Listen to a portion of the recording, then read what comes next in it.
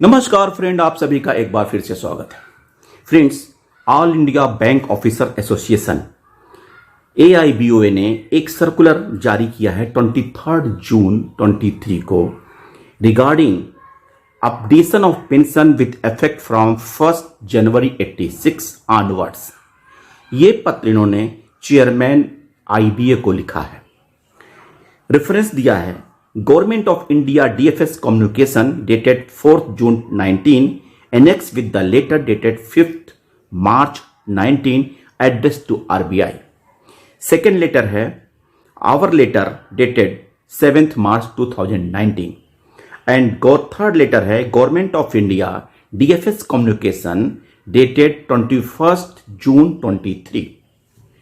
We draw your attention to the communication addressed by our organization to update the pension for the retirees governed under the Bank Employees Pension Regulations 1995 in the background of Government of India considering the updation of the pension for the RBI retirees in March 2019. Second, the introduction of pension in lieu of Provident Fund was on the lines of the scheme prevailing in Reserve Bank of India, which was made effective from 1st January 86 based on the understanding arrived at the with IBA on 29th October 1993. Third point, subsequently it was also agreed by IBA that updation of pension for bank retirees would be on the line of RBI as per minutes dated 4th March 1994. Government of India was communicated dated 5th March 2019 considered the updating the pension for the retirees from 1st January 86 till up to the settlement effective from 1st November 2012, that is DA up to 4440 points was merged. The payment was released with effect from 2019 March as per RBI circular dated 7th March 2019.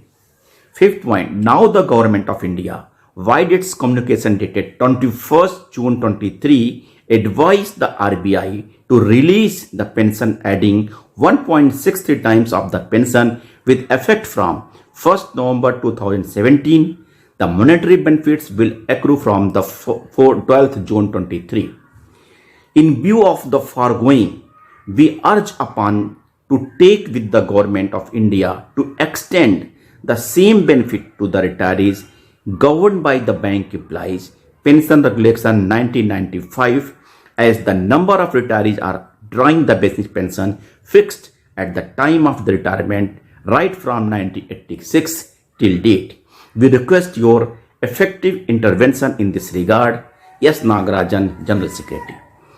Friends, IBO द्वारा जो उठाया गया मुद्दा है कि जब हमारा pension RBI के पैटर्न पे ही लागू हुआ था, जो भी एक्ट लागू हुआ था, रेगुलेशन लागू हुआ था, फिर भी जब 2019 में उन RBI का पेंशन रिवाइज हुआ और उसके बाद अब 21 जून को जो 1/1/11/17 के बाद से जितने भी रिटायरीज हैं उनको भी 1.63 टाइम के हिसाब से रिवाइज करने के लिए कहा गया।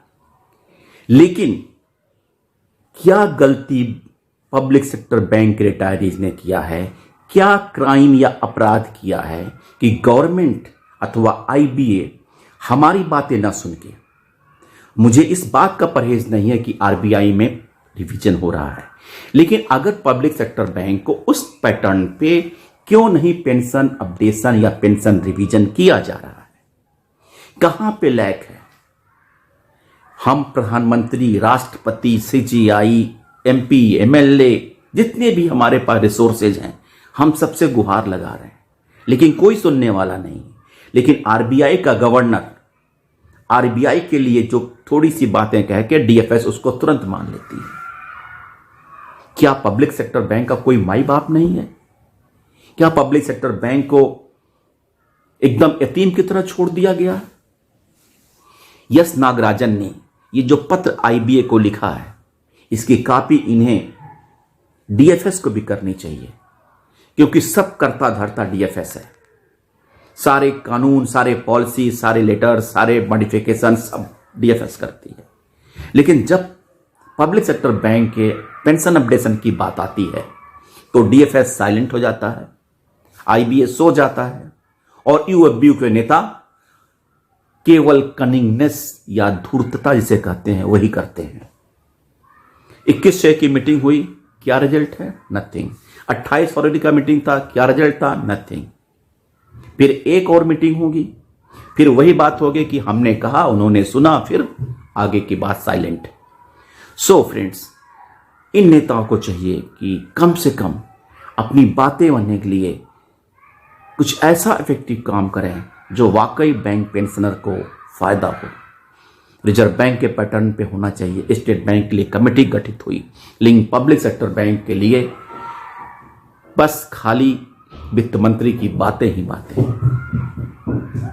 We hope for the best, लेकिन कैसे बेस्ट होप करें जब आगे कोई गाड़ी बढ़ी नहीं। थैंक यू फ्रेंड्स, नमस्कार।